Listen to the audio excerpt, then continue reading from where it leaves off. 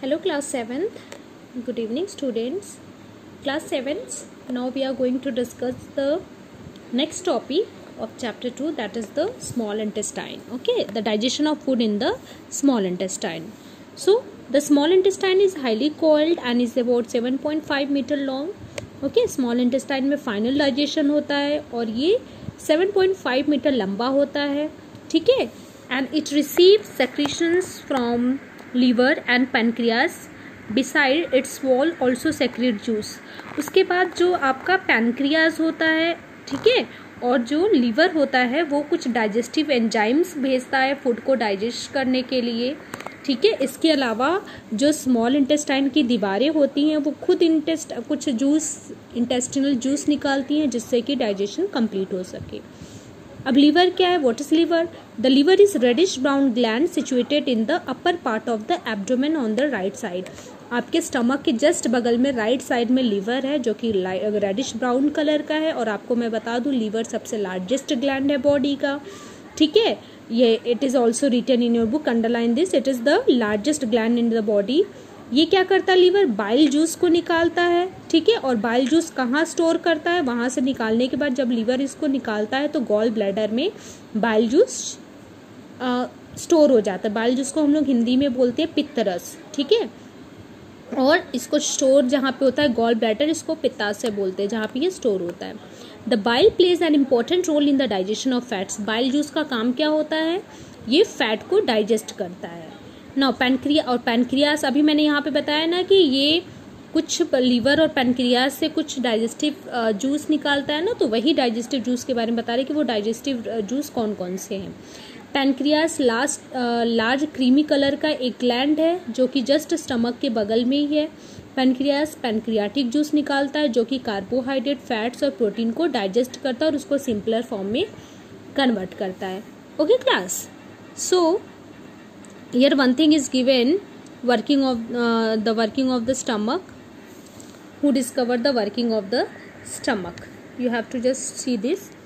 Who discovered the working of the stomach? The working of the stomach was discovered by strange accident. Stomach के working का जो discover है वो एक अचानक एक एक्सीडेंट से इसका डिस्कवर हुआ था. ठीक है, अ पर्सन नेम एलेक्सी, एक पर्सन थे जिनका नाम था Alexis Saint Martin was badly hit by shotgun. उनको क्या हो गया था? उनको एक बंदूक की गोली लग गई थी. ठीक है, the bullet had seriously damage the chest wall. Bullet क्या था? उनके चेस्ट वॉल को पूरी तरह से डैमेज कर दिया. एंड मेड अ होल, और उनके chest and made hole in his stomach, और उनके स्टमक में एक छेद हो गया. He was brought to an American army doctor William Beaumont. उनको फिर कहाँ लाया गया है? एक अमेरिकी डॉक्टर विलियम बाउमंट के पास लाया गया. The doctor saved the patient but he could not close the hole properly and left it bandaged. उन्होंने पेशेंट को तो बचा लिया लेकिन उनके पेट में जो छेद था उसको वो नहीं सील सके, उसको भर नहीं सके, उसको बैंडेड लगा के ऐसे ही छोड़ दिया.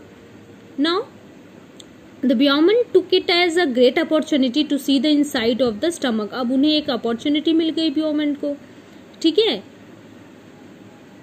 ब्यूमन कौन थे? जिन्होंने आर्मी डॉक्टर जो थे उन्होंने ही उनको एक अपॉर्चुनिटी, अमेरिकन आर्मी डॉक्टर, उनको एक अपॉर्चुनिटी मिल गई स्टमक के अंदर देखने का. He made some wonderful observation. उन्होंने स्टमक के अंदर कुछ ऑब्जर्वेशन देखा. Beaumont found that the stomach was churning. उन्होंने देखा स्टमक चर्न कर रहा है, मतलब जैसे वो बड़ी बड़ी चीज़ों को छोटे छोटे उसमें कन्वर्ट करना होता है ना, वैसे ही फूड को वो क्या कर रहा है? पीस रहा है. ठीक है, its wall secrete a fluid which would digest the food. उसकी दीवार जो स्टमक है, स्टमक की दीवारें क्या निकाल रही है? स्टमक की दीवारें फ्लूइड निकाल रही है. ठीक है, जो कि फूड को डाइजेस्ट कर रहा है. उन्होंने ये भी देखा कि at the end of the stomach only after the digestion, you also observe that the end of the stomach opens into the intestine. उन्होंने ये भी देखा कि see the picture of here, उन्होंने देखा कि स्टमक का लास्ट स्मॉल इंटेस्टाइन में खुला हुआ है. ठीक है, and after the digestion, only after the digestion of the food inside the stomach is completed. तो उन्होंने क्या बताया? डाइजेशन ऑफ फूड जो है स्टमक में कंप्लीट होता है तो स्मॉल इंटेस्टाइन में जो बचे हुए पार्ट है वो स्मॉल इंटेस्टाइन में ट्रांसफर करता है. ठीक है, तो इसीलिए मैंने अभी कंप्लीट डाइजेशन स्मॉल इंटेस्टाइन में बताया था आपको.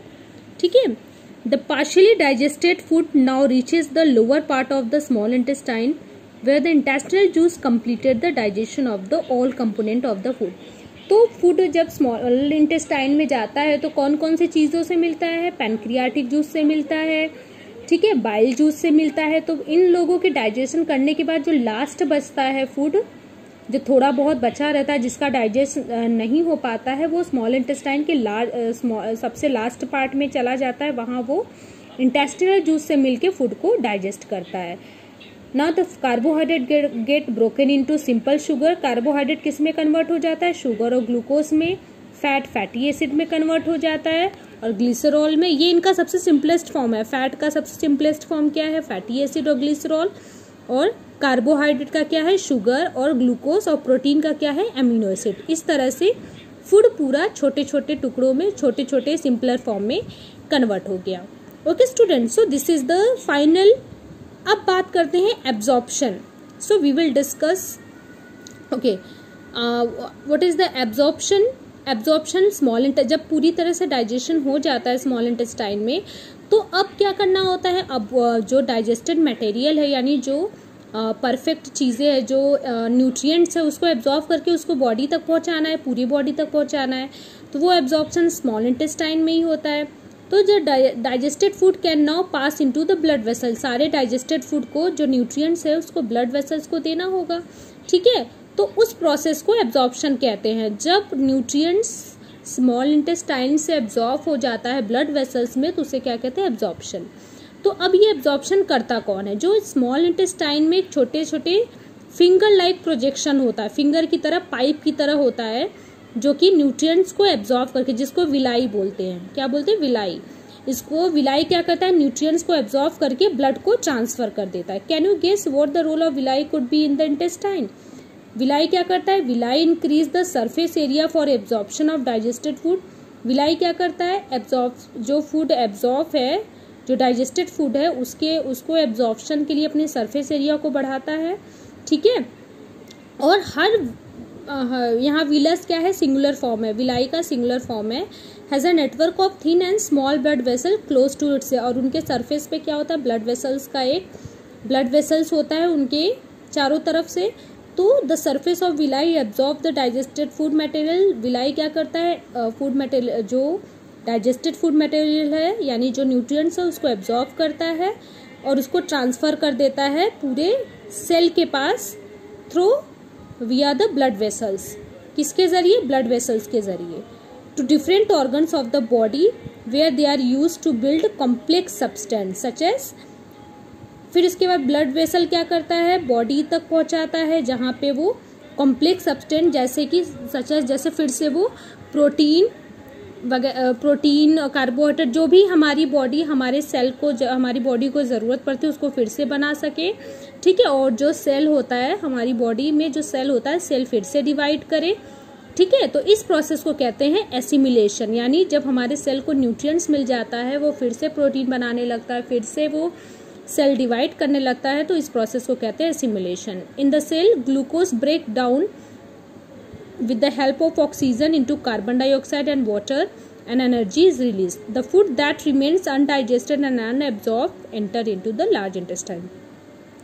सेल में क्या होता है? जो ग्लूकोज होता है, जो ग्लूकोज अभी न्यूट्रिएंट्स के रूप में गया है सेल में, वो सेल उसको तोड़ देता है। उसको तोड़ करके क्या करता है? ऑक्सीजन की हेल्प से, ऑक्सीजन जो आप सांस लेते हो उसकी हेल्प से उस सेल को उस ग्लूकोज को तोड़ देता है।